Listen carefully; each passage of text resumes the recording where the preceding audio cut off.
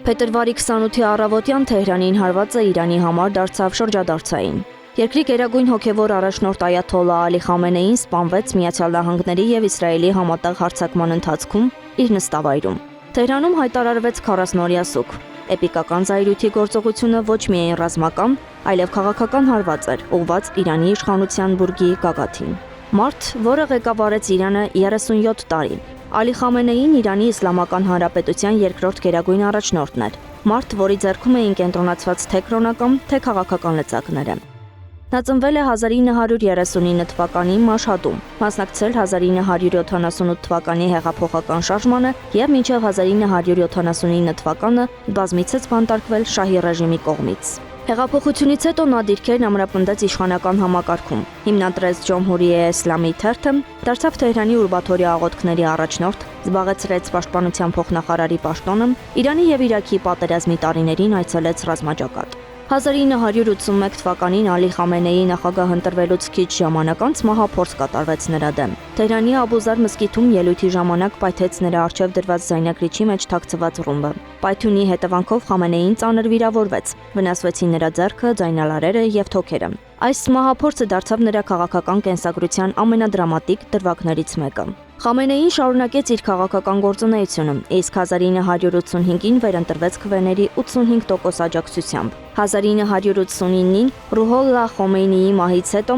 հոգևորականների քվեարկությամբ Խամենեին դարձավ երկրի գերագույն առաջնորդ։ Այդ պահից սկսվեց մի փուլ, երբ գերագույն առաջնորդի պաշտոնը դարձավ ավելի ազդեցիկ, քան նախագահի ինստիտուտը։ 1989-ից մինչև 2026 թվականը Խամենեին Իրանի անսակարկելի կենտրոնական դեմքն էր։ Նա վերահսկում էր խորհրդարանը, նախագահին, դատական համակարգը, արտաքին եւ պաշտպանական ռազմավարությունը։ Որպես գերագույն գլխավոր հրամանատար նա ղեկավարում էր նաեւ զինված ուժերը եւ Իսլամական հեղափոխական պահապանների կորպուսը։ Իրանի նախագահը գործադիր դեմքն էր, սակայն ռազմավարական որոշումների վերջնական խոսքը Խամենեինն էր։ Նրա ելույթների անբաժանելի մասը Միացյալ Նահանգներին ուղղված քննադատությունն էր։ Նա Վաշինգտոնին մեղադրում էր Մերձավոր Արևելքում իմպերիալիստական քաղաքականության համար, իսկ Իսրայելին տարածաշրջանային ագրեսիայի։ Այդ դիրքավորումն էր, որ նրան թշնամի երկրների համար դարձնում էր առանցքային թիրախ։ Խամենեիի կառավարման տարիներին Իրանում զանգվածային տարբեր ցույցեր են կազմակերպվել։ 1999-ին, 2009-ի կանաչ շարժման ժամանակ, նաև 2022-ից 23 թվականների կին կյանք ազատություն շարժման ընթացքում։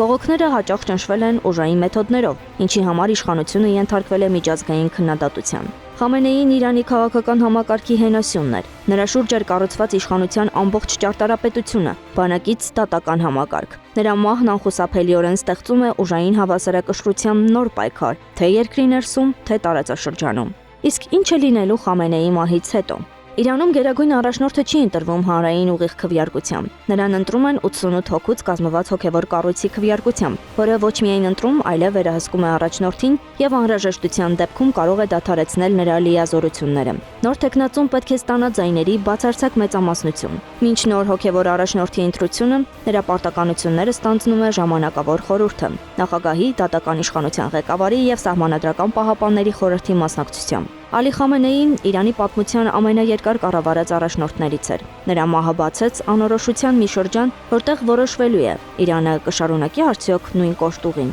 թե կմտնի քաղաքական վերադասավորումների նոր փուլ։ Անահիտ Սարգսյան, Նոնա Գևորգյան, ABC Media։